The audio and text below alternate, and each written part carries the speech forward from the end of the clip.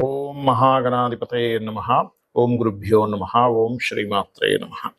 అరుణాం కరుణాతరంగితాక్షీం ధృతపాశాంకుశపుష్పబాణచాపాం అనిమాదిభిరావృతాం మయూకైః అహమిత్యేవ విభావయే భవానీం. శ్రీమాత్రే నమః. ప్రేక్షకులకి ఆ లలితాంబిక అమ్మవారి యొక్క అనుగ్రహం పరిపూర్ణంగా కలగాలని మనస్ఫూర్తిగా కోరుకుంటూ మనం ఈరోజు ఏ ఏ నక్షత్రాల్లో ఉన్నటువంటి వారికి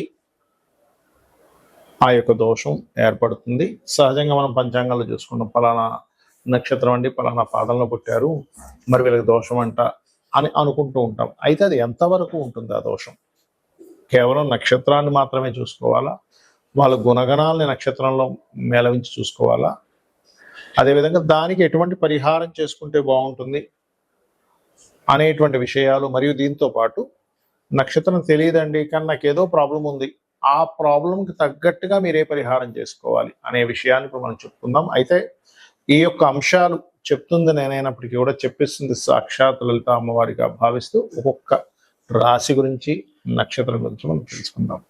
ధనస్సు రాశిలో మూల, పూర్వాషాఢ, ఉత్తరాషాఢ ఒకటో పాదం ఉంటుంది.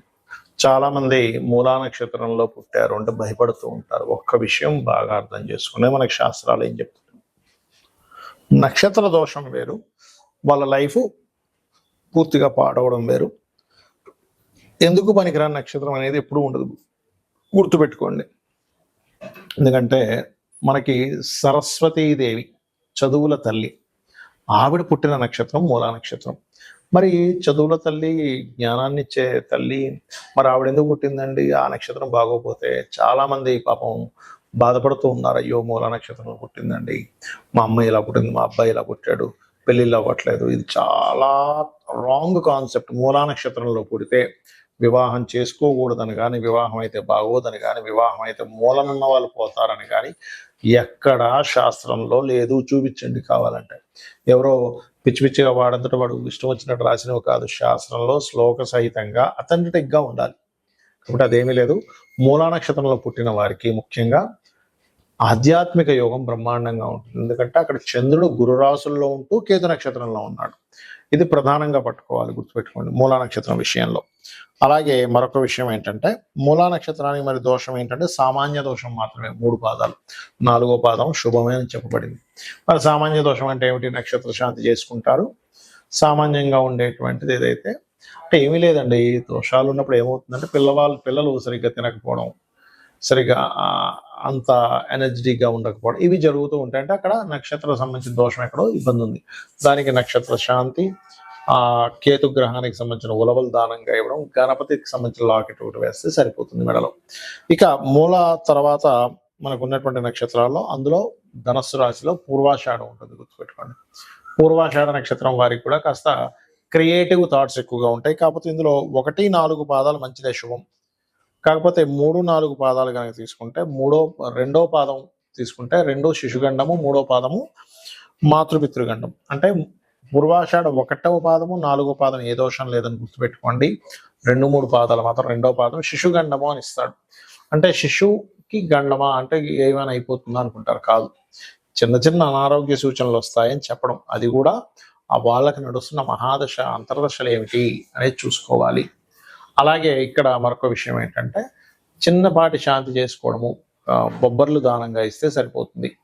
పూర్వాషాఢ నక్షత్రంలో 2వ పాదం కానీ 3వ పాదం కానీ, 3వ పాదానికి మాతృపితృగండం అంటారు. అలాంటప్పుడు 4వ భావం ఎలా ఉంది, చంద్రుడు ఎలా ఉన్నాడు, 9వ భావం ఎలా ఉంది, రవి ఎలా ఉన్నాడు చెక్ చేసుకొని వెళ్ళినట్లయితే అన్ని విధాలుగా ఉంటుంది. చాలా మందికి ఈ యొక్క గండంలో పుట్టాము కదా, ఇది ఎప్పటి వరకు ఉంటుందని సందేహం కలుగుతూ ఉంటుంది. చిన్నప్పుడు మాత్రమే ఉంటుందని, 12 సంవత్సరాల లోపల మాత్రమే ఈ నక్షత్ర గండం అనేటువంటిది నడుస్తూ ఉంటుంది. అందులో కూడా శిశువుకైతే శిశు సంబంధించినటువంటిది అంటే ఏంటి, లగ్నం పాడైనటువంటి మహాదశలు రావాలి. అంటే లగ్నం మీద పాపగ్రహ సంచారము, లగ్నాధిపతి వెళ్ళి పాపగ్రహాలతో కూడి ఉన్నటువంటి మహాదశ అంతర్దశలు రావడం, దానికి గోచారం అనుకూలించినప్పుడు మాత్రమే చిన్నతనంలో అనారోగ్యంతో బాధపడతారు. దానికి నక్షత్ర శాంతి మరియు అదే విధంగా ఆ గ్రహశాంతి, నక్షత్ర గ్రహశాంతులు, శివాభిషేకం చేసుకోవడము, ఇంట్లో ఏదైనా పారాయణం చేయడము, చండీ పారాయణం లాంటివి చేసుకుంటే క్లియర్ అయిపోతుంది. పెద్ద అయిపోయిన తర్వాత మీరు దాని గురించి ఏమిటి 1% కూడా పనిచేయదు, గుర్తుపెట్టుకోండి. ఇక తల్లికి తండ్రికి అన్నారనుకోండి, ఇందాక నేను చెప్పినట్టుగా చంద్రుడు పాడవాలి, రవి పాడవాళ్ళ తల్లిదండ్రి అయితే అప్పుడు వాళ్ళకి సంబంధించిన దానము శాంతి చేసుకుంటే అక్కడ క్లోజ్ అయిపోతుంది. దాని గురించి జీవితాంతం మీరు బాధపడుతూ ఆలోచించాల్సిన అవసరం లేదు. మేనమామ గండం అంటారు కొన్నిసార్లు. అప్పుడు కూడా వీళ్ళకి బుధగ్రహం పాడవ్వాలి. పిల్లల జాతకాలు బుధగ్రహం పాడవి, ఆడో స్థానం కూడా పాడైతేనే. అలాగా కండిషన్ చూసుకోకుండా ఊరికే మేనమామకి గండం అంటనే అనుకోవడానికి వీలు లేదు. ఇది ఖచ్చితంగా చెప్తున్నాను. మీరు కావాలంటే ఒక 10,000 జాతకాలు తీసుకొని రీసెర్చ్ చేయండి. నేను రీసెర్చ్ చేసి చెప్తున్నటువంటి అంశం ఇది ఖచ్చితంగా. అలాగే మరికొంతమందికి ఎలా ఉంటుందంటే వాళ్ళకి చిన్నప్పుడు నోట్ చేయరు, కానీ వాళ్ళకి ఏదో ఇబ్బంది వస్తుందండి, నాకేదో ఇబ్బంది ఉంది, నాకు తెలియట్లేదు, జాతకం లేదంటూ ఉంటారు. అలాంటప్పుడు 2 విధానాలుగా మనం తెలుసుకోవచ్చు. ఒకటి ప్రశ్న వేసి తెలుసుకోవచ్చు, అంటే వాళ్ళు అడిగిన సమయానికి ప్రశ్నలో వస్తుంది ఒకటి. ఇక రెండవది ఏంటంటే మనకున్న సమస్య బట్టి మనం తెలుసుకోవచ్చు. అంటే ఎలాగా, జీవితంలో అనీజీగా ఉంటున్నాను, ఎప్పుడు ఎవరి మీద ఒకరి మీద ఆధారపడుతున్నాను, నేను ఎప్పుడు ఎదగలేకపోతున్నాను అన్నప్పుడు లగ్నం ఎక్కడో పాడైంది, దశమం పాడైంది అని అర్థం చేసుకోవాలి. అలాంటప్పుడు మీరు ముఖ్యంగా చేయవలసింది ఏంటంటే లక్ష్మీ నృసింహస్వామి యొక్క ఆరాధన అద్భుతంగా పనిచేస్తుంది. అది మీకు లగ్నమా రాస ఏమక్కర్లేదు, లేదా హనుమత్ ఆరాధన మీకు ఖచ్చితంగా ఒక స్టేజ్కి తీసుకెళ్తారు స్వామివారు. కాబట్టి నమ్మకంగా చేసుకోండి. ఇక రెండవది ఏమంటే నాకు ఫైనాన్షియల్గా చాలా ఇబ్బంది ఉందండి అంటే మీకు గనక జాతకం తెలిస్తే, మీ జాతకం ఉంటే గనక 2వ భావం ఎలా ఉందో చూసుకోవాలి. 2వ భావాన్ని ఏ గ్రహాలు కవలించున్నాయి, ఏ గ్రహాల మధ్య ఉంది, పాపకత్తెరలో ఉందా, లేకపోతే దానికి వ్యతిరేకమైనటువంటి మహాదశ ఫలితాలు జరుగుతున్నాయి చూసుకోవాలి. అలాంటప్పుడు లలితా సహస్రనామాల్లో చక్కగా మీరు ఓం సంపత్కరి సమారూఢ సింధుర వ్రజసేవితాయ ఏ నమః అనుకోవచ్చు. అదేవిధంగా ఓం ధర్మాధ్యక్ష ధనాధ్యక్ష ధనధాన్య వివర్ధనీయే నమః చదువుకోవచ్చు. అలా కాదండి, కొంతమంది అంటుంటారు ఏమండి మాకు అన్నదమ్ములతోని అక్క చెల్లెలతోనే నా జీవితం అంతా పాడైపోయింది, మరి ఇప్పుడు ఎలాగా, నాకు వాళ్ళ నుంచి ఇంకా విముక్తి కలగదా. ఇక్కడ మనం అర్థం చేసుకోవాల్సింది ఏమిటంటే అసలు వీళ్ళతో ఎందుకు వస్తుంది గొడవ, పూర్వజన్మల నుంచి వస్తున్నటువంటి వాసన అది. పూర్వజన్మల్లో మీరు ఇబ్బంది పెట్టుంటారు వాళ్ళని, అందుకని ఇప్పుడు ఈ జన్మలో వారు మిమ్మల్ని ఇబ్బంది పెడుతున్నారు అనే విషయాన్ని అర్థం చేసుకొని వాళ్ళతో మొట్టమొదటిగా చేసుకోవాల్సిన రెమెడీ ఏంటంటే మీరు ఫస్ట్ గొడవలు మానేయాలి. చేస్తున్నా కొద్దీ జన్మలు జన్మలు వెళ్తూ ఉంటుంది, గుర్తుపెట్టుకోండి. అలాంటప్పుడు మీరు ఓం కర్పూర వీటి కామోద సమాకర్ష దిగంతర లేదా ఓం కనకాంగద కేయూర కమనీయ భుజాన్విత, ఇది మీకు ఏదైనా ఒక పని చేయాలంటే భయం వేస్తున్నప్పుడు కూడా జరుగుతూ ఉంటుంది.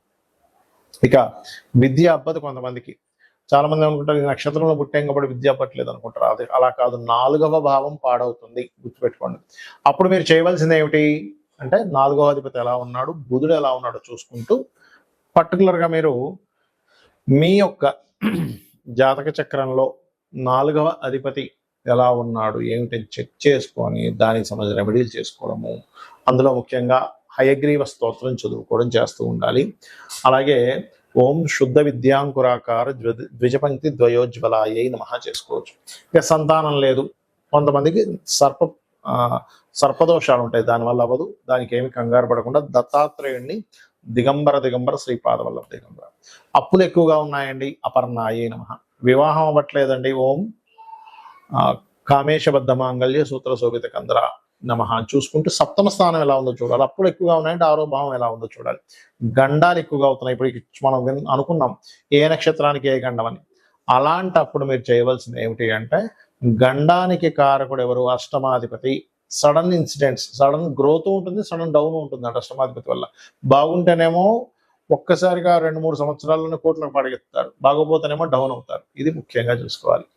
అలాగే భాగ్యం ఎప్పుడైనా గుర్తుపెట్టుకోండి, భాగ్యాధిపతి బాగున్నాడా ఇంక తిరుగులేదు, వాళ్ళ లైఫ్ భగవంతుడు దగ్గరుండి నడిపిస్తాడని అర్థం చేసుకోవాలి. పాడయ్యాడా, ఓం హరనేత్రాగ్ని సందగ్ధ కామ సంజీవన ఔషధి. కెరియర్ సరిగ్గా లేదండి, ఓం మాణిక్య మకుటాకార జానుద్వై విరాజితాయ నమః. బెల్లము దానంగా ఇవ్వడం, నువ్వులు దానంగా ఇవ్వడం, గోవులకి భక్తి శ్రద్ధలతో భావనతో గోవులకు బెల్లం తినిపించడం చేయండి. ఏమంటే సక్సెస్ రేట్ లేదు, ఆనందం రేట్ లేదనుకునేటువంటి వారు ఓం ఇంద్రగోప పరిక్షిప్త స్మరతోనాభజంగికాయే నమః చేసుకోవాలి. లేదంటే విదేశాలు వెళ్దాం అనుకుంటున్నాను అన్నప్పుడు ముందు అసలు మీకు విదేశీ యోగం ఉందా లేదో చూసుకొని, ఇన్వెస్ట్మెంట్స్ విదేశాలు, తండ్రి యొక్క ఆస్తి అంతా కూడా 12వ స్థానంలో ఉంటుంది కాబట్టి విదేశీ వెళ్ళే యోగం ఉందండి కానీ ఎక్కడో ఆటంకాలు జరుగుతున్నాయి అన్నప్పుడు హనుమాన్ చాలీసా చదవండి ఉదయం సాయంత్రం. ఖచ్చితంగా మీకు ఆ స్వామివారు మీకు ఏదైతే అవయోగంగా ఉందో ఆ యొక్క అడ్డును తొలగించి మీ యొక్క సంకల్పం నెరవేరేలా చేస్తారు. శ్రీమాత్రే నమః.